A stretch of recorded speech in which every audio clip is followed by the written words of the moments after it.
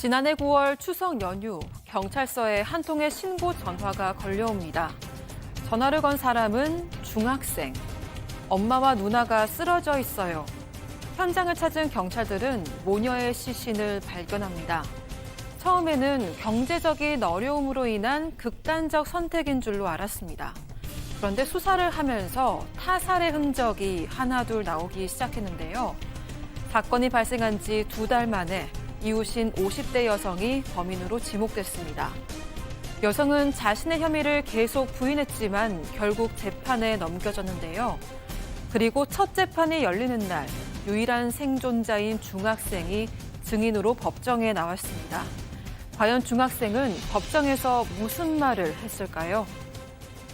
자, 이 사건 이른바 부산 양정동 모녀 살인 사건인데 일단 사건 내용부터 정리하고 가죠. 네, 이게 지난해 추석 연휴 마지막 날이었습니다. 9월 12일이었는데요. 부산 진구의 한 빌라 1층에서 모녀가 숨진 채로 발견이 됐습니다. 이 당시에 엄마는 거실에서 그리고 딸은 방에서 각각 숨진 채로 발견이 됐고 엄마 옆에서는 흉기도 발견이 됐습니다. 같이 살던 반려견도 숨진 채로 발견이 됐습니다. 이 모습을 다른 방에서 자고 있던 중학생 아들이 발견했는데요. 어머니랑 누나가 쓰러져 있는 걸 보고 이웃의 도움을 받아서 경찰에 신고를 하게 됩니다.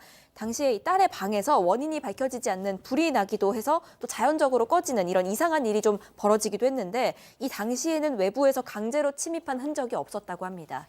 자, 명절을 앞두고 추석 연휴 동안에 또 일가족이 숨진 채 그런데 외부에서 침입한 흔적이 없다. 때문에 이것 때문에 말이죠. 그렇죠. 또 이제 이 가족들이 또 극단적인 선택을 했구나 이렇게 또 오해를 했습니다. 가장 중요한 게 외부 침입 흔적이 있냐 없냐 이 부분이 가장 중요하거든요. 외부에서 들어야지만이 범죄라든지 다른 게 타살이라든지 가능한데 그래서 그 부분이 없다라는 거 하고 또 명절 마지막 날에 이제 일어났기 때문에 뭔가 신병의 비관이 있었던 거 아니냐. 특히 1년 전에 이혼을 한 다음에 남매를 홀로 키우고 있었고요. 또 지난 7월부터는 기초생활보장 수급자로 등록이 돼 있었습니다. 그렇기 때문에 경찰이나 이 수사기관을 봤을 때는 극단적 선택의 가능성을 높이 봤었습니다. 처음에는. 자, 그렇게 생각을 했었는데 나중엔 타살로 확 바뀌었습니다. 예, 그렇습니다. 지금 이제 발생 시점이라든가 경제적인 여건을 포함해서 여러 가지를 봤을 때 처음에는 이게 극단적 선택이다 이렇게 이제 생각을 했는데 나중에 이제 보게 되니까 집에 반려견을 위해서 CCTV가 설치가 돼 있는데 누군가에 의해서 그 사건 당시에 선이 뽑혀 있었다. 그러니까 이가 누가 보면은 녹화가 되면 안 된다라고 하는 걸 의미하는 거고요. 그리고 이제 이 그 피해자들에 대해 가지고 1차 부검을 했는데 이 부검이가 딸에게서 이 타박상과 목이 졸린 흔적을 발견했고요. 그리고 이제 엄마가 이제 그 흉기로 인해서 어떤 피해를 입었는데 이 흉기가 아주 결정적인 그 사망 원인이 아닐 수 있다라고 하는 그런 의견을 내면서 경찰은 바로 이제 그 극단적 선택에서부터 타살 쪽으로 방향을 급선회하게 되는데요. 특히 이제 수사 과정에서 어떤 것이 있었냐 그러면 이 숨진 엄마가 가지고 있던 귀금속이 없어졌다라고 하는 것이 밝혀졌고 그리고 이제 그 이 딸이 가지고 있던 그 휴대전화가 바로 그 건물 밖에서 발견이 됐다라고 하는 것 이런 것들을 종합적으로 봤을 때 이것은 극단적인 선택보다는 어떤 그 타살의 혐의점이 상당히 높다 이렇게 이제 판단하게 됩니다. 양 변호사님, 유일한 생존자였던 그 아들의 상태도 발견 당시에는 심상치 않았죠? 경찰이 발견 신고를 받고 갔을 때 경찰에 따르면 아들이 이렇게 막 비틀비틀하면서 벽에 몸을 부딪히고 말하는 것도 꼭 술 취한 것처럼 이상하게 얘기를 하더라는 거예요. 그런데 이 숨진 딸이 사망 전에 친구들하고 나눈 메신저 대화 내용도 심상치가 않았습니다. 이거 어지럽다. 뭔가 이거 뭐 술 탄 것 같다. 이런 얘기도 있고요. 주스를 먹었는데 다리에 힘이 없다. 그런데 마지막 부분이 경찰이 눈을 끌었습니다. 몸에 좋은 거라고 해서 먹었는데 누군가가 뭘 줬기 때문에 먹었다. 그래서 이상해졌다는 내용이잖아요.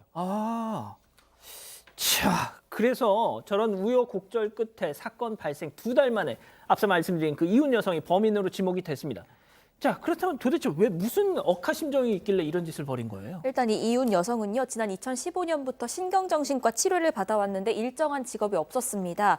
그래서 생활비나 병원비 때문에 좀 생활고를 겪어왔던 것으로 조사가 됐고요. 여기에 더해서 가족들로부터 돈을 빌렸습니다. 이 돈을 안 갚으면 압류하겠다, 고소하겠다 이런 말을 들어서 극심한 스트레스를 받는 도중이었습니다.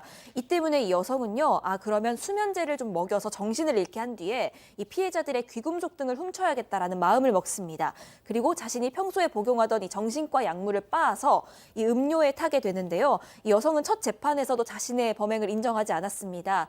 이 변호인은 그런 약물을 먹인 적도 없고 살해를 한 적도 없다 이런 입장을 밝혔습니다. 자, 그렇다면 이 피해자들에게 수면제를 탄 음료를 어떻게 해서 스스로 마시게 할 수 있었을까요? 두 번째 사건 체크포인트 짚어보죠.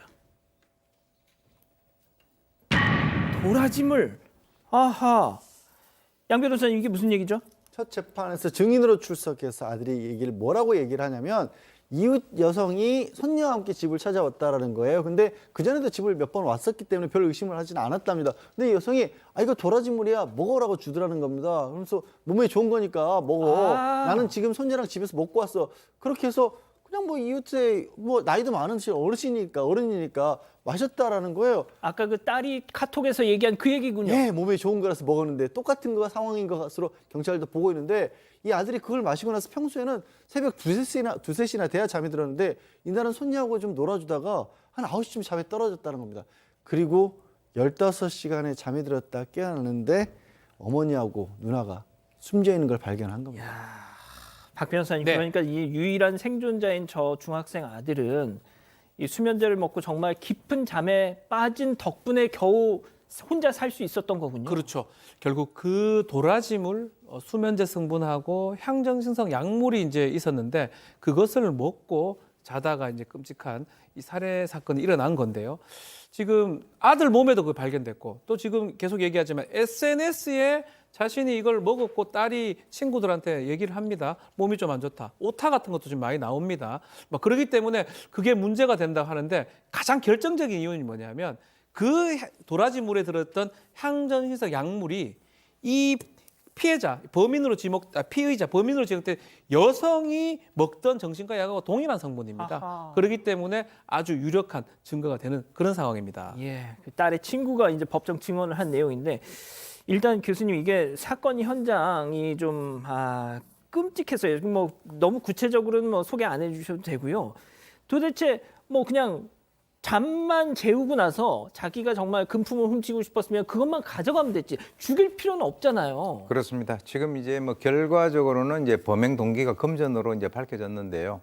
이제 제가 추정할 때는 아마 이제 그 도라지 물로 이렇게 속여서 먹인 그것을 만약에 이제 그 사람들이 전부 다 먹고 글쎄요. 그 사람들이 다시 깨어나면 또 없어지고 나면 문제를 갖다가 이렇게 제기를 할 수 있다라고 하는 그런 염려 때문에 그런지 모르겠지만 피해자들이 정신이 혼미한 그런 상태에서 자기가 원하는 그런 쪽으로 하지 않으니까 강제로 어떤 그 행위를 한 것들이 눈에 띈단 말이죠.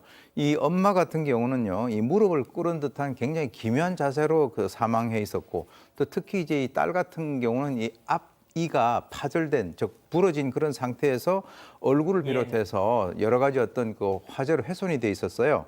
그래서 지금 이제 검찰에서는 그 판단하기를 이 피해자들이 그 도라지물 그것을 갖다가 먹는 것을 거부를 하니까 강제로 물을 먹이는 그 과정에서 실제로 이제 그 약에 중독된 어머니가 쓰러졌다가 다시 의식을 회복하니까 흉기로 찌르고 또 목을 졸라 살해했고요. 또 이 딸 같은 경우도 역시 의식을 되찾으니까 바로 이제 둔기와 휴대전화로 때리고 입을 손으로 막아서 질식사한 것으로 이렇게 밝혀졌는데 이 불까지 지른 것은 나중에 본인이 이 증거인멸을 좀 시도한 것으로 그렇게 보입니다.